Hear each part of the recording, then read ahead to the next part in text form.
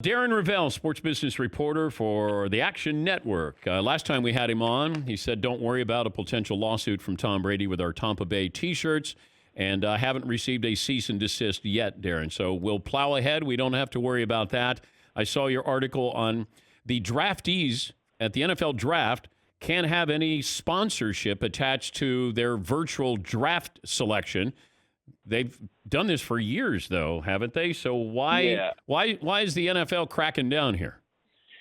I think it's because it's all virtual and there's no one showing up to any draft location, Dan. I mean, we saw when Mariota and Winston stayed home and then probably got $50,000 each to do Beats by Dre headphones when the NFL's deals with Bose.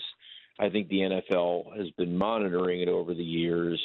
There was that moment with Charles Harris when he had Sasquatch in the background of the, I think Rich Eisen confused him with, or maybe it's Trey Wingo confused him with Chewbacca, which he wasn't. He was the Jack Link's guy.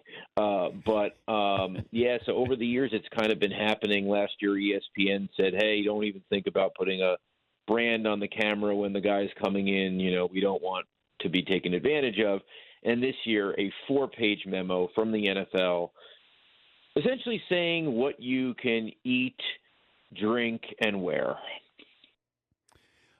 Okay, so the fact that now they can face a fine, they're not an employee yet. How does that's the problem. It doesn't specify any type of penalty because they're not employed by the league. They haven't signed a group licensing agreement with the Players Association. They don't have a contract with the league. Basically, what the league is saying is this is an NFL broadcast brought to you by our partners, ESPN, ABC, and the NFL Network. And if you want to be on it, you have to only use our sponsors and abide by all these rules. Now, I mean, I guess the question is, does the guy who's in charge of marketing for Tua, does he do his own stream? How valuable is it to be seen on the broadcast? And is it worth it to take deals from non-sponsors? Non-sponsors are going to pay you more, right? Because they don't have a deal with the NFL. This gets them in. So that's a question. Will, over the next week, anything happen where a guy's going to say, you know what, I'm going to do a live cam of mine and I'm just going to take all the money. And the NFL really can't do anything about it. And obviously someone's not going to be picked because of that. We don't like that he's going against us. So the NFL really doesn't have any recourse. Yeah, if I'm one of these guys, a mid first round or late first round or second round pick, and I have a chance to get product placement there, I go for it. I'm not an employee. But, what's the NFL going to do? Yeah, people will say, well, if you're a second round pick, like, what's your marketability? Remember, there are guys who have plenty of marketability from their college days, where an entire college will watch their live stream. So it's not only the first couple guys. There are guys who come from a big college who can get a fair amount of audience by going alone.